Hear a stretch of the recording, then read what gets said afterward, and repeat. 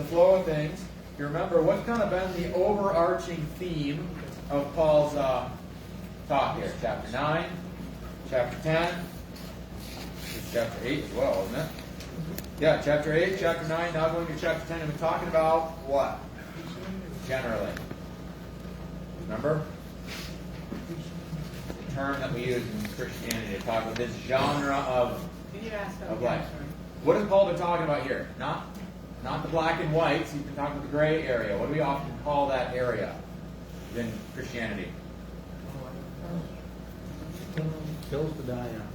Hills to die on. No, the opposite. Hills to die on. You can ask what we call it, not what should be. Sure. Christian liberties. We often call it Christian liberty. It's these areas where Paul says, hey, there's freedom in Christ. It's not a sin thing.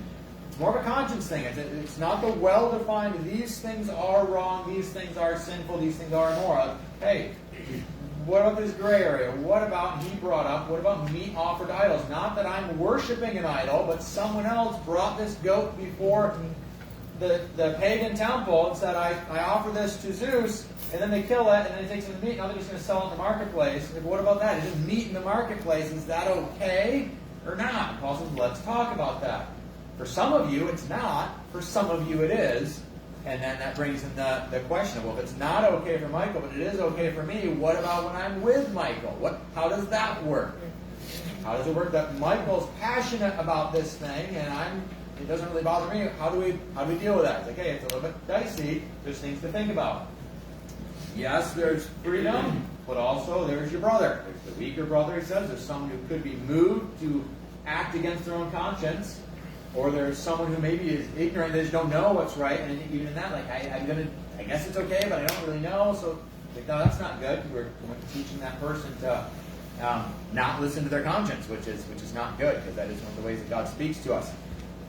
Okay, specifically from last week, though, so that's the overarching theme. We've been in that for a while. We're going to continue on in that in chapter 10 here.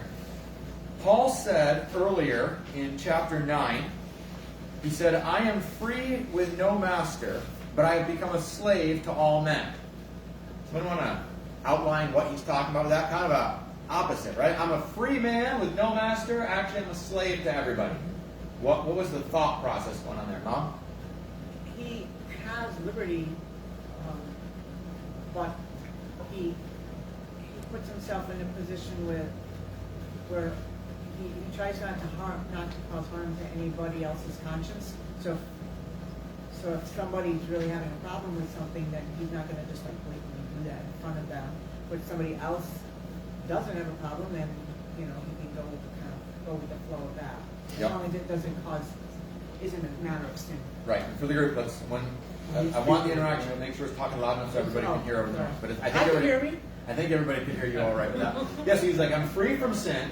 Right? I'm free from the power of sin in my life. I'm free in the Lord. I'm free from the law. Like, I'm no longer under the restraints of the Jewish law. I'm free to serve the Lord, but I'm voluntarily putting myself underneath other people's rules and conscience and objections for their sake, so that I could have an opportunity to speak into their life. So I could earn a right to speak in that person's life. For their sake, I'm putting myself in bondage to them. Voluntarily. It's like it's not put upon me, I'm putting it upon myself. Bill? No, Yvonne could get over that when she go to Denny, that, like, where she was living, we had to be careful what you did, like the outside of it, because it was, like, it might give the impression you're better than they are. Put them down, and you never think of that, I want to do it, but you can't do it. And you don't think of that, and we do it right here today. The way we do it, that we don't think we're doing things wrong, and yet it's what you do, puts other people down that you don't even realize. With cross-cultural stuff, it becomes acute, and it's actually really good because it brings us just right to the forefront of our mind, like, oh, this innocuous thing, like the length of my sleeves or whatever. It's like, this is a nothing issue. It's like, yeah, I'll tell that to everyone around you, right? It's like, when you go to a different culture, it's like, holy cow, this is a thing. Well, it's a thing now here, too.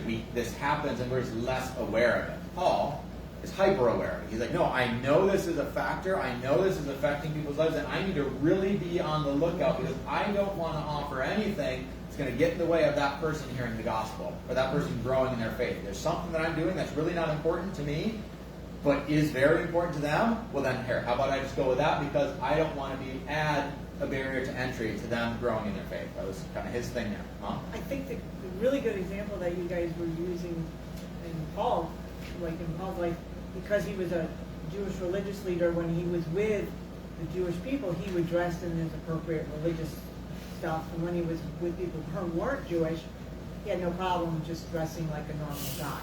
And we still have that today. Like you guys were using an example of if you're speaking in a nursing home versus you're speaking in a high school, how are you going to dress in order so that the way you dress doesn't turn the audience right off before you've even spoken. Right, we said, is that super important? No. Is it kind of important? Yeah, right? Then you start stacking up obstacles, and all of a sudden, I just limited. I could have had 20 people that would have been responsive to the message. But now I got 10. That's significant. Paul's like, it's super significant. I want 0. I want there's no reason in anything about me. Paul's thought was right. I'm not able to find it quickly. I want everything to spread the good news and share. I try to find common ground with everyone, doing everything I can to save some. Like I'm just going to bend over backwards, give up anything I can of myself for this sake. So that's his thought with this, and that's what he's saying. I'm free with no master, but I'm voluntarily putting myself under the convictions of others. Modeled that well. He gave an athlete analogy, and in that we finished on that. I want you to keep this in mind. It's right where we're falling after today. Paul gave 2 motivating factors for his highly intentional and disciplined approach to the Christian life. What were they? You remember? He said, it's like we're in a race. It's like I'm an athlete. And he said there's 2 motivating factors he had. Does everybody remember? If you want to peek, it's chapter 9, verse 24 to the end of the chapter there.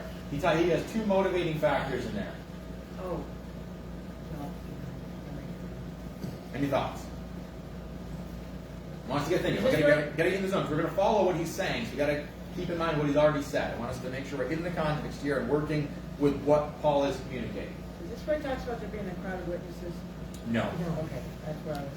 Here, let me read it. I'll read the passage, and then you guys can answer it. Don't you realize that in a race, everyone runs, but only one person gets the prize? So run to win. All athletes are disciplined in their training. They do it to win a prize that will fade away, but we do it for an eternal prize. So I run with purpose in every step. I'm not just shadow boxing. I discipline my body like an athlete, training it to do what it should. Otherwise, I fear that after preaching to others, I myself might be disqualified. So 2 factors there. Somebody talk, or this is going to get awkward. You've lost me. Maybe I phrased my... I'll claim it. I asked this question poorly. Okay, my fault. So he says, hey, one thing is, I want to win the prize, right? I want to finish my life with a reward there for me. I want to run this race with endurance so that I can be one of the guys who finishes the race and gets the crown. He's like, it's an analogy. He's saying there's a picture here. These guys have the games, the Corinthian games happen. It's the Isthmus Games nearby. Happen every 2 years. They're having like the Olympics basically happen there. So this is something they would get. Like, hey, those runners are all running so they can get a little crown and accolades, and that thing rocks within a couple days. We're engaged in life, and our rewards are eternal, and I want to win those rewards. So I'm motivated for that regard. I want to have rewards. Also, I'm concerned that if I don't take care with how I live my life and how I conduct myself in these areas of Christian liberties, then I'm going to disqualify myself. I, Paul, could disqualify myself from being an effective servant of the Lord. I, Paul, could disqualify myself from being able to get those rewards. So it's not just I want to have rewards. I don't want to get knocked out of the race. Because there's the guy who wins the race. There's the guy who comes in second. There's the guy who just gets kicked out. It's like you're useless. You're not even. There's nothing for you here because you cheated or you ran off course and you're not even in the race anymore. It's like I don't want to be that guy. So I do want this. I don't want this. And I want us to keep that in mind because what we're going to talk about now today is following on that second one. Paul's like, I have this concern for my life that I could disqualify myself and basically be useless for the Lord here on earth. And that's a concern for me, says Paul. And now he's going to follow that up now in chapter 10, and he's going to talk to the Corinthians about this. Again, talking Christian liberties is kind of the broad topic that we're talking about here. But within that, now he's talking about intentional living within the Christian life in this realm of Christian liberties. Okay, so I'm going to read 1 Corinthians 10, verse 1. We'll go down to verse 5. I'm going to spend some time on this. I'll make sure we're following what picture he's painting. I don't want you to forget, dear brothers and sisters, about our ancestors in the wilderness long ago. All of them were guided by a cloud that moved ahead of them, and all of them walked through the sea on dry ground. In the cloud and in the sea, all of them were baptized as followers of Moses. All of them ate the same spiritual food, and all of them drank the same spiritual water. For they drank from the spiritual rock that traveled with them, and that rock was Christ. Yet God was not pleased with most of them, and their bodies were scattered in the wilderness. So you guys know, like a well-crafted story, it builds and it develops its plot, right? You guys, a good story, it's not just linear. It goes and it kind of goes back, and you're like, oh, that thing that was mentioned way over here. Now I see it coming up again here. We're reading through as a family. The first time for the boys, Rochelle and I, it's like our 5th time through the series. Harry Potter is like our favorite book series. It's so good. J.K. Rowling does an amazing job of that, where she builds the story, and she'll mention something in book 1, and then in book 8, is it 8, 7? I don't remember how many there. Whatever it is, you're like, oh, that totally connects. This is a well-crafted story where the whole thing just works together beautifully, and she develops this whole thing. J.K. Rowling does a really good job. God does a better job. God wrote a masterful story, and so Paul's talking about Israel, and he's saying, hey, when Israel was in the wilderness, there's these things that we can see there, and now here we are way up here with Jesus in the Christian life, and actually it totally ties back, and there is a correlation and there's commonality between us that was intentional and crafted by God. And so we're going to look back at the people of Israel in the wilderness, and we're going to say, look at them in their situation, look at you in your Christian life now, and do you see how they overlap amazingly, and actually we can learn from those guys. He's going to say in the next verse we'll look at. What to say? Verse 6. These things happened as a warning to us, so that we do not crave evil things as they did. He's going to say it later on. These things were written, these things happened and were recorded for our benefit now here in the church. So we're going to look at these things a little bit. So he gives some examples. Paul highlights 5 commonalities here. He says, I don't want you to forget, guys, about this story we have of the Israelites in the wilderness. And he mentions 5 different things that were true of them in that story. He says these guys all of them were guided by a cloud, right? It moved ahead of them, and all of them were guided by a cloud that moved ahead of them. Do you guys remember what was the significance of that cloud? Protect them from the sun. What's that? Protect them from the sun. It didn't protect them from the sun. It was a pillar of cloud that went before them. What was in the cloud? Leah? Well, the cloud was to show them where they were supposed to go. It was showing them where to go. It said the Spirit of God was in the cloud. It was a pillar of fire at night, and it was a cloud during the day. It was the Spirit of God, because remember when the tabernacle, when they built the temple, the cloud would descend on the tabernacle, and God would dwell among them. So God was in the cloud, so they had the Spirit of God leading them and guiding them in their situation there. Right? So they say, remember these guys, they had the Spirit of God with them, leading them. They had this cloud that they were following. We also have that, right? They had God's Spirit among them, showing them where to go. We have God's Spirit with us. Okay, they had the cloud going among them. He says they walked. Sorry, I want to get it from the text. And also, all of them were guided by a cloud that moved ahead of them. All of them walked through the sea on dry ground. You guys remember the context of the Red Sea? Why was it a big deal that they go through the sea, not around the sea? You guys remember the story? Pharaoh was chasing them. Yeah, it was life or death, right? They were basically in this, was it a peninsula? It's not like the sea did a curvy thing. They were in the curve, and Pharaoh was coming. So they was like, hey, we're trapped. We're going to either be massacred or brought back to slavery. This is life or death. We would call it salvation, right? We need divine intervention to save us. He says, yes, all of those people were brought through the Red Sea. They were saved by God's almighty hand. God saved them, and that's often spoken of, right? That was when God saved them and brought them away from slavery, and He freed them and brought them on their way to the chosen land, or the promised land, right? That's often talked about. That idea, that picture of when they crossed the Red Sea, that'd be like their salvation experience kind of thing. It's often referred to that in the New Testament. So it says they were guided by the cloud, they walked through the sea, or they were saved by God. They're freed from their slave master's control. Again, how Paul talks about us. We've been saved from, he's like, I'm free. I'm saved from sin. I'm saved from the law. I'm no longer under those things. So there's two likenesses. He says they were baptized, everybody that went through, in the cloud and in the sea, all of them were baptized as followers of Moses. We had a lesson on baptism earlier this year.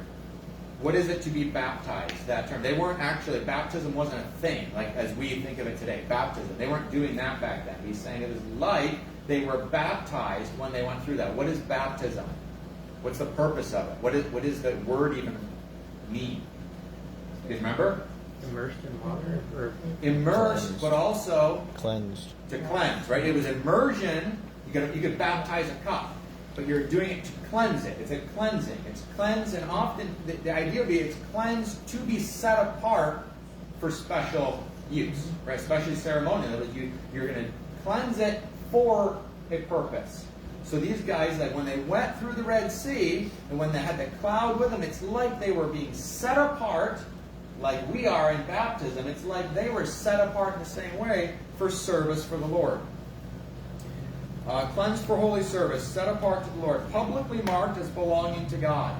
And he says, and as followers of Moses. In their context, they're publicly marked as we're following Moses, we're going through the water, and we're gonna follow this guy, which was following the Lord. And again, that was a public thing. Often in their story, it gets brought up all the nations around them, like that story traveled. Like, hey, we know what happened at the Red Sea. This is the group that their God just opened up the waters.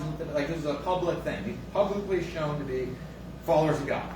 Baptism in the Christian life publicly declares, I'm a follower of God. Okay, so again, there's a likeness there. He's like, look at this is just like you guys. They ate the same. I want to read that again. In the cloud and sea, all of them were baptized as followers of Moses. All of them ate the same spiritual food. What was that? The manna.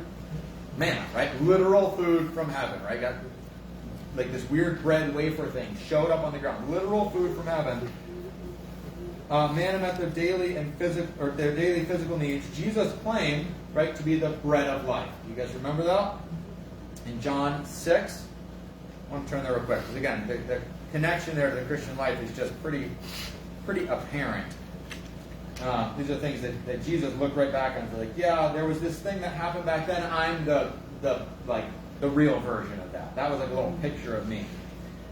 In John 6:32, Jesus is talking. Remember, he just performed this miracle. He fed a bunch of people, thousands of people. He fed them with bread that he provided. And they come the next day like, hey, we want some more of that. Remember, Moses gave us bread from heaven. And Jesus responds to that and says, sir, they said, give us... let me go back. Verse 32. Jesus said, I tell you the truth. Moses didn't give you the bread from heaven. My Father did. And now he offers you the true bread from heaven. The true bread of God is the one who comes down from heaven and gives life to the world. Sir, they said, give us that bread every day. Jesus replied, I am the bread of life. Whoever comes to me will never be hungry again. Whoever believes in me will never be thirsty. Okay, so Paul, there's that idea. He's like, look, there's these people that were guided by the Spirit. They walked through the sea. They were given salvation. They were marked publicly as followers of God. They ate the same. They ate manna, and he's like, and you guys have Jesus, right? He's your spiritual food. He's like, he is manna in the Christian life. He is the one that gives us that sustenance. And then he says, and they drank the same spiritual drink. All of them ate the same spiritual food. All of them drank the same spiritual water. And we'll get into this next part in a second here. But they all drank the same spiritual water. You guys remember the spiritual water that they drank in the wilderness? There was a rock that Moses spoke to the rock and water came out. Yeah, Moses. Remember, there's a time early on. They're first in like the first month of them traveling.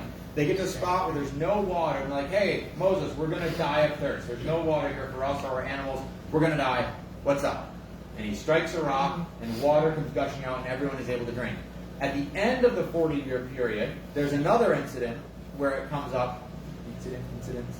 There's another time when that same thing happens pretty much, and Moses is supposed to speak to the rock, but he ends up hitting it, and water is given again. So the front of their exodus, or their time in the wilderness, and at the end, this thing happens with the rock, and they're given water that saves them and restores them, and it's a miraculous thing. There's no other explanation for it. A spiritual power provided water and life to them. So Paul looks at that and he says, they drank from the spiritual rock. He says that traveled with them. So there's a rock at the front end, there's a rock at the end. Look, Jesus was with these people. Jesus was sustaining them. Actually, that rock, that was a picture. That was a picture of Jesus who was providing for them and sustaining them throughout this whole time. They had that going for them too. Who else has that? Well, you guys do. Like, look at Corinthians. They had all of these things that totally line up with what you guys have in your Christian walk with the Lord. They drank the same spiritual water. And this is another one Jesus claimed in John 4. You guys remember the woman at the well? Pretty awesome interaction with Jesus. And 4:13. Jesus replied, "Anyone who drinks this water will soon become thirsty again, but those who drink the water I give will never be thirsty again. It becomes a fresh, bubbling spring within them, giving them eternal life." These are pretty, mainstream teachings of Jesus. I am the bread of life. I offer living water. Paul's like, look at those guys back there had the bread of life. They had living water. You guys have that as well. But, so he comes down to it. His summary is, these people were just like you. They were set apart by God and given everything they needed to serve Him faithfully. Verse 5, yet God was not pleased with most of them, and their bodies were scattered in the wilderness. Here's a group of people that had all of these things provided for them, just like you guys do, and we can look back at their example. How did that go for them?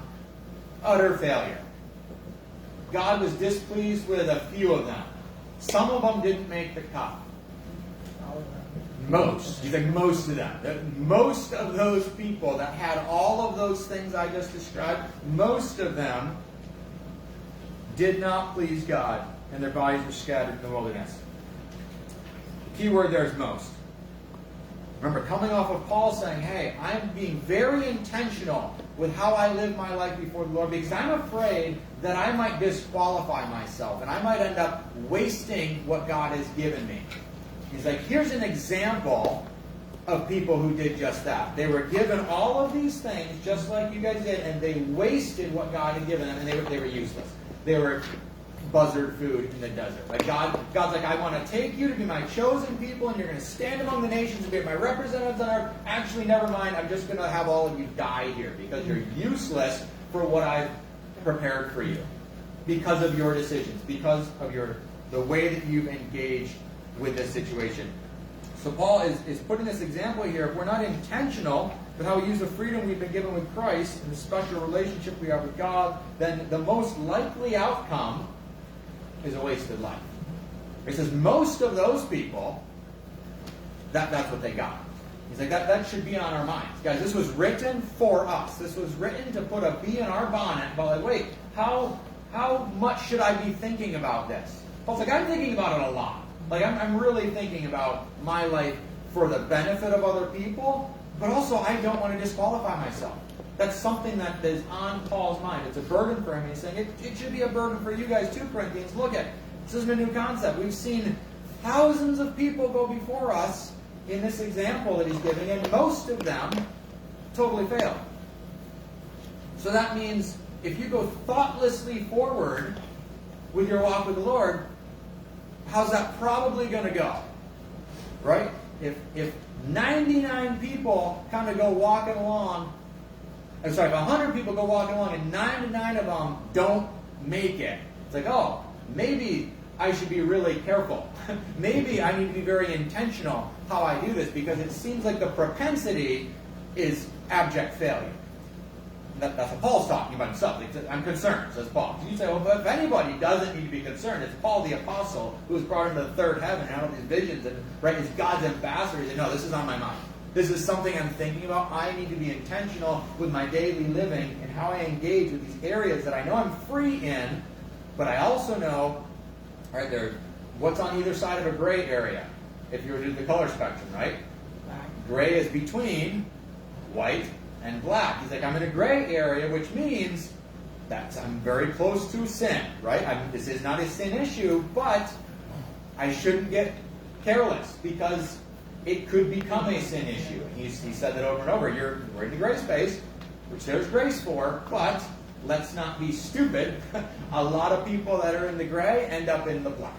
And they're in sin. And that has consequences, and he's going to talk now on some of these consequences. So look in verse 6. Read 6 through 11.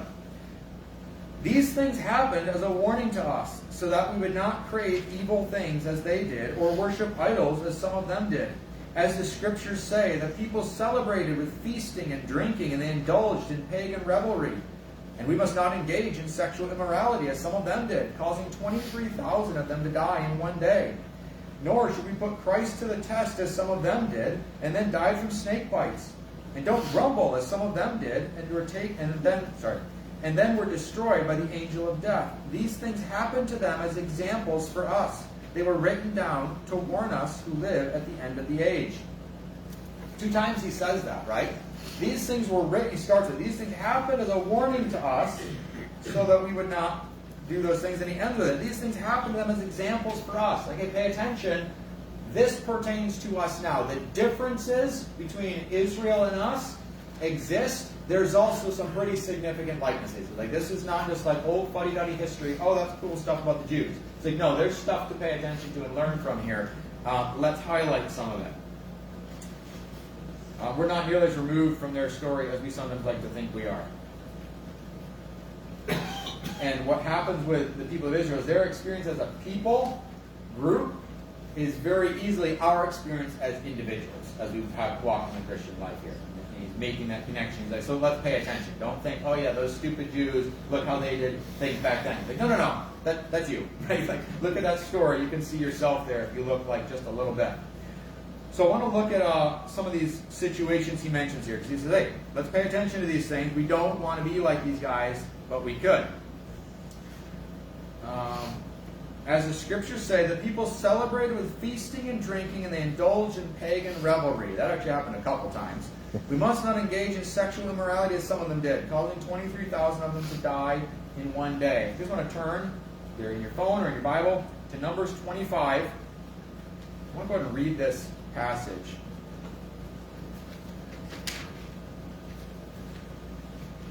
Numbers 25, verse 1. So this is while they are out in the wilderness, they're being led by Moses. All of those things that Paul just mentioned are true in this situation, right? All those things. So it's like, okay, these guys are very much like you guys right now. That's what he's saying. Here's the story. While the Israelites were camped at Acacia Grove, some of the men defiled themselves by having sexual relations with local Moabite women. These women invited them to attend sacrifices to their gods, so the Israelites feasted with them and worshipped the gods of Moab. In this way, Israel joined in the worship of Baal of Peor, causing the Lord's anger to blaze against his people. The Lord issued the following command to Moses: seize all the ringleaders and execute them before the Lord in broad daylight, so his fierce anger will turn away from the people of Israel. So Moses ordered Israel's judges, each of you must put to death the men under your authority who have joined in worshiping Baal of Peor. Just then, one of the Israelite men brought a Midianite woman into his tent right before the eyes of Moses and all the people, as everyone was weeping at the entrance of the tabernacle. When Phinehas, son of Eleazar, and grandson of Aaron the priest, saw this, he jumped up and left the assembly, took a spear, and rushed after the man into his tent. Phinehas thrust the spear all the way through the man's body and into the woman's stomach. So the plague against the Israelites was stopped, but not before 24,000 people had died. That's what he's referencing in there. It's like, hey, remember that time when 24,000 people were killed because of the sin that they were doing, that's the story he's talking about. So he's referencing that. And if you look at the story, these guys, right, they cozied up with people who were engaged in some other stuff. So these women invite them, hey, do you guys want to come and attend the sacrifice that we're doing? And obviously this wasn't just like a little prayer vigil they were having. Like, we're going to have an altar, we're all going to go bow down to it. You guys want to join us? That was not the invite, right? This is like a wild and crazy kegger, right? This is the thing, like, hey, you want to come? We're having a really good time. You guys could be a part of it. And they go, and they end up defiling themselves. They engage in the feasting, they engage in the drinking, they engage in the sexual debauchery, and in that, in doing those things, they end up worshiping this false god. God's like, hey, the things that you did, that was worship of this other god. That was in defilement of yourselves and rebellion against me. So there's people, they cozied up with people who were worshiping idols, and they engaged in the hedonistic practices that went with it, and then they were pulled into sin. He's like, look to that. That's an example for us. Here are people, how did they get into that situation? They went alongside people who were partaking in sin, and they got pulled into sin, and there were some major consequences for that. You guys remember that story. That's what he's talking about. There may not be anything significant about meat offered to idols, but that doesn't mean there's no risk to putting yourself in close proximity to sin. Hey, I'm not a worshiper of Baal. No, I've watched my God do amazing and mighty things. He showed up on Mount Sinai, and I've seen all of that. But yeah, I'll go to a party. Yeah, but, and he's like, look, they were pulled over, they were pulled in by seductive women, and that led to all sorts of debauchery, which led to all sorts of consequences. And many of those people were some of the ones that just dead in the desert. Should have been a holy nation of priests set apart for the Lord to be a witness to the nations. Instead, dead in the desert. Wasted, right? Disqualified. Not a part of God's plan, which he intended for them. They had everything going for them, but they did not guard against their carnal desires, and they were led to utter ruin. That's one of the examples he gives, right? Look at these people. This is a thing. It happens. He says later on here, the next thing he says, nor, so we don't want to do that. Okay, look to those people. Look at the example they set. Failure is not just possible, it's probable if you're not going to be intentional here with how you're living before the Lord. Nor should we put Christ to the test, as some of them did, and died from snake bites. Don't grumble, as some of them did, and they were destroyed by the angel of death. Go to Numbers 21, verse 4. The bronze snake. You guys remember that story? Pretty famous one, because again, Jesus claimed that about himself. Jesus himself said, yeah, that whole thing that happened, that was to make you think about me. Right? I am the reason. I'm the callback here to that story. In Numbers 21:4, then the people of Israel set out from Mount Hor, taking the road to the Red Sea, to go around the land of Edom. But the people grew impatient with the long journey, and they began to speak against God and Moses. Why have you brought us out of Egypt to die here in the wilderness, they complained. There's nothing to eat here and nothing to drink, and we hate this horrible manna. So the Lord sent poisonous snakes among the people, and many were bitten and died. Right, so those people, they woke up that morning, they ate miracle bread from God, and then they started complaining because things weren't going the way they wanted. Right? Hey, this is taking too long. It was good miracle food from heaven, but it didn't have seasoning. Right? It's not the way I want it. God, you've done this, but I want this, God. So what's up with that? I'm discontent. God, it's not enough. Right? They start grumbling. Paul's like, yeah, that's a thing. We're like, oh yeah, I can't believe those Jews. Paul's like, that's very easily us. That's not a Jewish problem. That's a human problem. You guys are cut from the same cookie dough as those guys, and their story is very potentially your story. So be thinking about that, Corinthians. This is wide open for you guys. This response to God's leading is wide open for each of us. I catch myself with that because a lot of my prayer requests, like as I'm going before the Lord, I'm just praying like, hey God, here's all the things I need. Here's all the things that I like. God, give me, right? Here's stuff that I'm like, that has yet to be provided.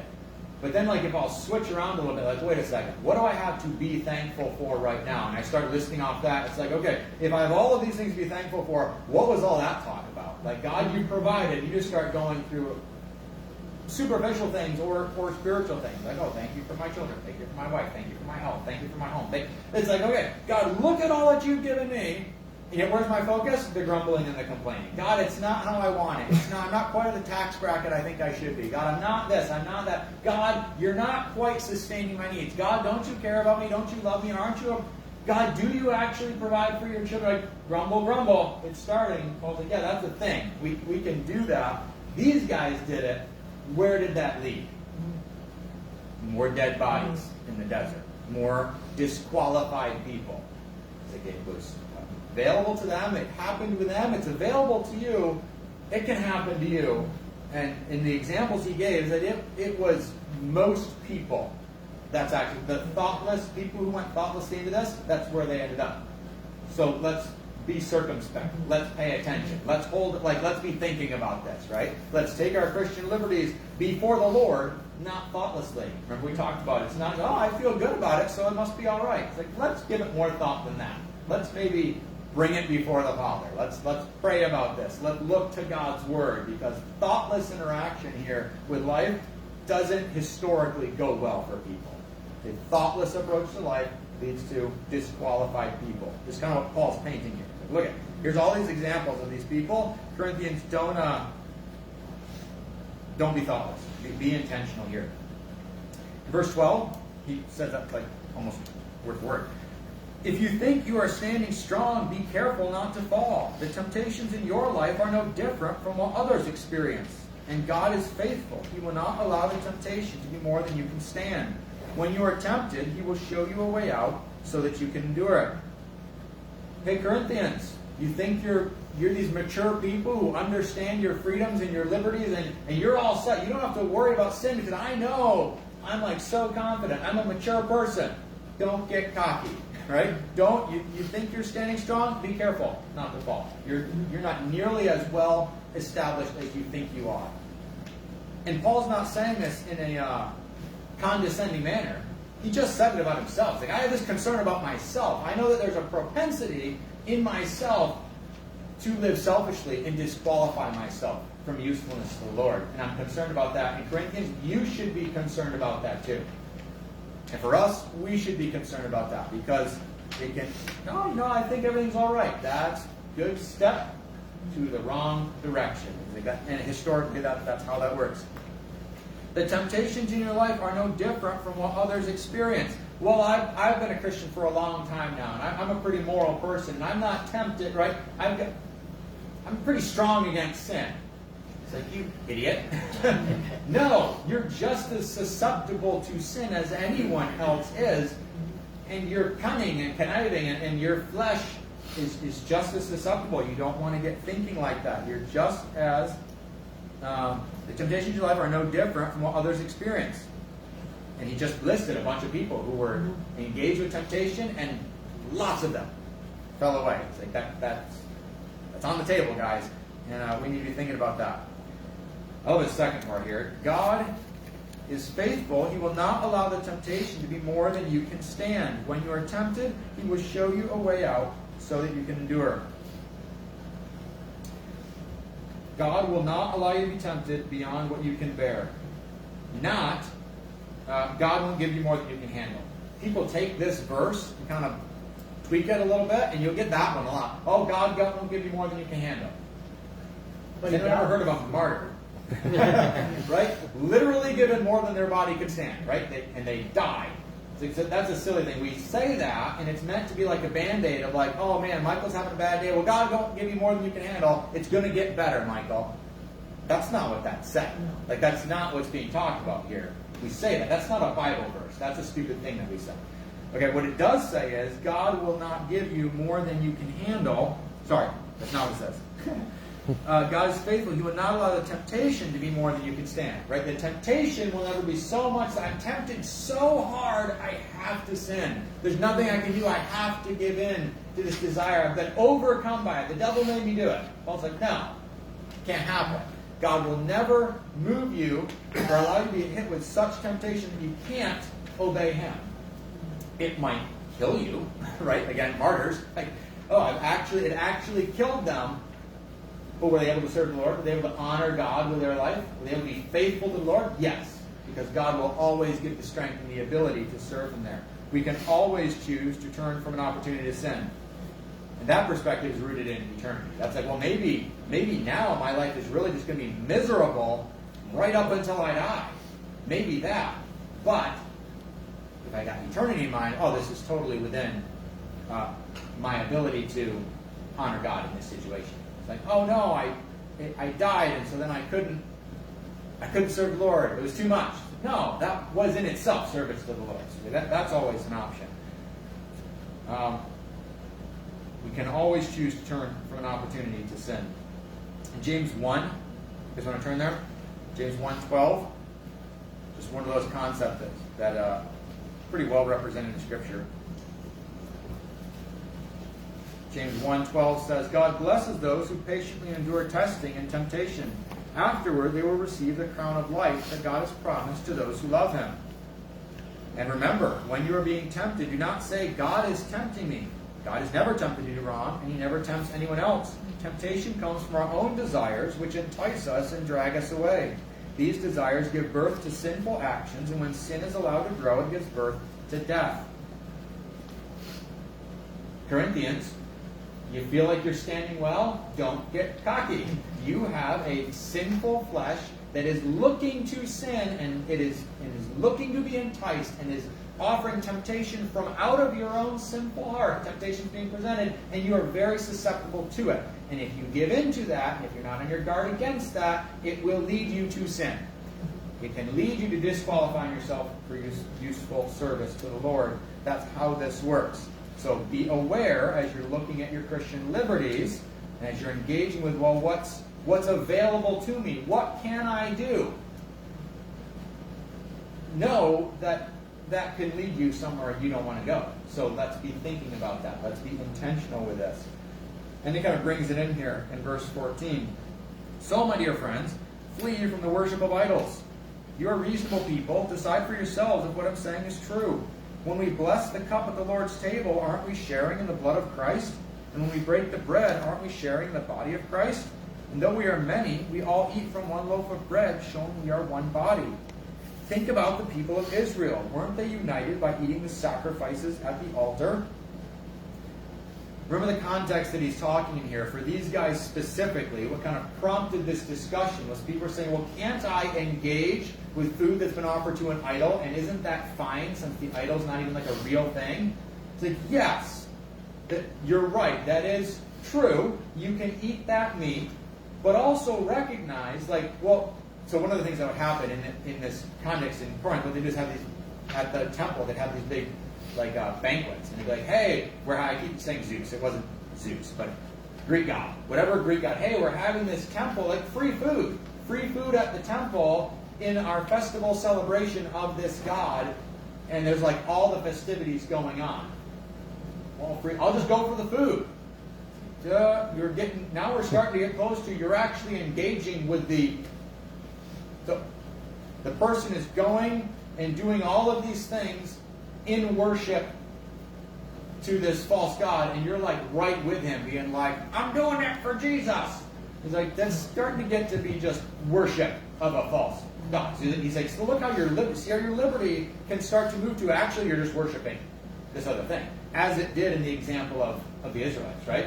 They did these things that then were worship of Baal, because they did all the things. But we just did all the things, but not to Baal. It's you're starting to get to where you can't just redefine, I'm going to worship the idol, but I'm not going to worship the idol. It's no, don't. There can come a time when your Christian liberty strays, and now it's just sin. So the meat gets offered to the idol and it's just sold in the marketplace. Sure, the meat is available. If you can eat that with a good conscience, that's available to you. To go and take part in all of the worship of the deity and eat the meat, now you're literally just worshiping. Yeah, don't do that. Flee from that. You're moving yourself towards the type of situation that has brought the destruction of lots of people before you. Israelites did it, destruction. Israelites did it, destruction. Israelites did it, destruction. I, the Corinthian, am going to do it, and it's going to be fine. Like, don't be an idiot. Don't do that. Flee this thing. My friends, flee from the worship of idols. Don't see how close can I get to worshiping Zeus, but not worship him. It's not technically worshiping Zeus. It's like, no, that's not how you want to be engaged in Christian liberties, because look what's in the balance here. You're flirting with kicking yourself out of the race altogether. You're flirting with forfeiting your rewards. This is a dangerous thing, and there's precedent for it. Like, let's take this serious, guys. We're talking about our Christian liberties. Don't take it lightly. And the goal isn't how close can I get to the fire before I get burned. It's like, no, let's try to use our liberties. How much can I bless others and move others to Christ through my liberties? That's the direction we want to be going with that, is what Paul's kind of presenting here. I think it kind of brings in this idea. Flee from idol worship. Just because it's not real doesn't hold the ability to lead you into sin. And he uses the communion, or I forgot the word for it. Communion or Lord's Supper. the Lord's Supper. Thanks, I just pulled a blank there. Communion or the Lord's Supper is like, hey, look at our own thing. When we eat the bread at communion or the Lord's Supper, we do that together. Doesn't that have like spiritual significance? Doesn't that draw you into a closer fellowship with each other and with the Lord? Isn't that a special thing when you eat the bread together? When you drink the wine together in communion, isn't that drawing you towards the Lord? Right? Isn't there symbolism in that we're all eating from the same loaf because we're all one body and we're all joined in the body of Christ? Doesn't that draw us towards, right? These physical acts draw us towards a spiritual reality and a belief. He's like, well, what do you think it's like when you partake with the physical acts connected to idol worship? It's the same thing. Oh, it doesn't mean anything. I'm just eating bread and drinking grape juice. See, but it's more than that. Like, we recognize, like, you know it in our own faith. There's a spiritual component to these physical acts. Guys, don't be foolish. There's a spiritual component to the stuff you're engaging with, and it's not good. Flee that. Go away from that. And he uses the Lord's table as an example of that.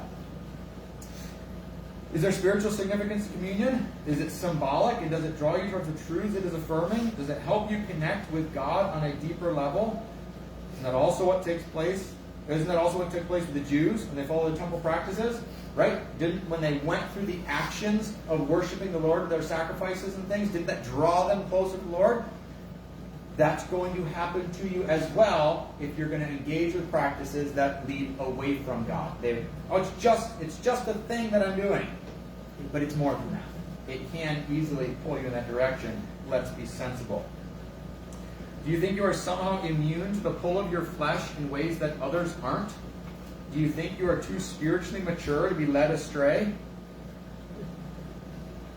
It's kind of what he's like, almost a rhetorical question he has in there. Hey, do you not recognize the power of this? You go back to verse 12 and 13. If you think you're standing strong, be careful not to fall. The temptations in your life are no different from what others experience. And God is faithful, and not allow the temptations to be more than you can stand. When you're tempted, He will show you a way out so that you can endure. You're trying to get away from sin, not how close can I get to it. And don't kid yourself. You could easily be the person that falls. And if you're not intentional, you likely will be. That's how this goes. Historically, if you're not intentional about your walk with the Lord, you will be left by the wayside. And again, I'm not talking salvation issues. I'm talking usefulness to the Lord, eternal rewards, right? A life well lived. It's kind of stuff Paul's concerned about. He's saying this is available to us. So Corinthians, as we're engaging with this topic, don't get flippant. Don't get prideful. Oh, I'm a knowledgeable guy. I know so much. I'm so spiritual that I can do pretty much anything here because I'm not at risk because I'm a spiritual person. You're setting yourself up for failure. That's not a wise way to do this. It's kind of what Paul's presenting here. We're going to stop midstream because it's a long chapter, so I'm just cutting it right in the middle there. He's going to keep on explaining his logic in this. He's going to keep on explaining, like, hey, this is why I'm saying these things, why it goes away. You're welcome to read it ahead if you want. The rest of chapter 10. We'll do that next week. But any thoughts there? As again, just Christian liberties. It's not a simple, we can toss it out, oh, it's the freedom we have in Christ, it's these gray areas.